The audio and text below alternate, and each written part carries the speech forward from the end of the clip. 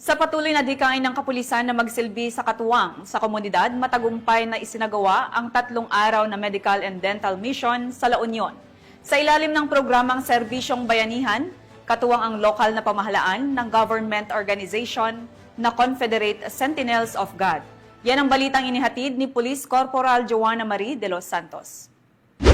Matagumpay na isinagawa ng local government unit, Confederate Sentinels of God Incorporated at Philippine National Police ang ginanap na 3-day medical and dental mission sa munisipalidad ng Bagulin, Burgos at Tubao, La Union na nagsimula nito lamang Biyernes, Hulyo 11 ngayong taon. Pinangunahan ni Police Lieutenant Colonel Francisco B. Cacas Jr., Officer in Charge ng Regional Police Community Affairs and Development Unit 1, ang delegasyon ng PNP na nagbigay ng police assistance sa buong aktibidad.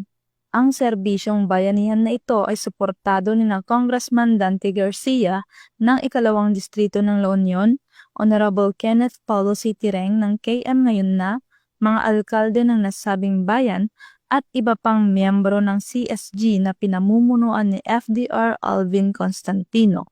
Asahan po nila na tuloy-tuloy po ang paglapit po natin ng mga serbisyo po sa ating mga kababayan at sana po hindi po sila magsawang umattend po sa ating mga medical dental mission para po ma-maximize po natin at maibigay po natin yung tulong sa kanila.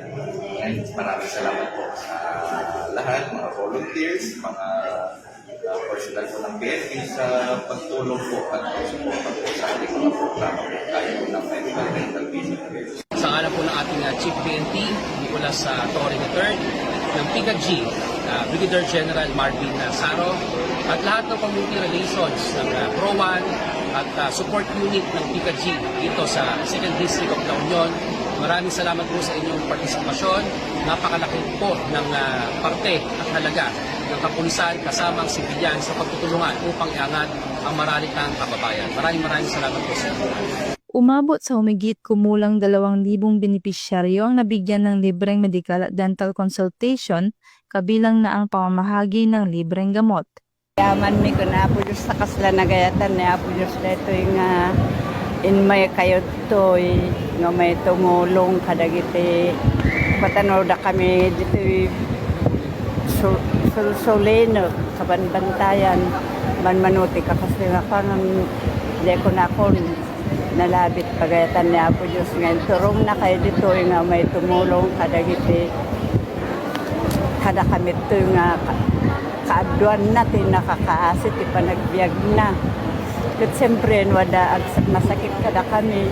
Awan makabaulan may pan kami sa ospital. Awan kami ako. Anyang itong palmi.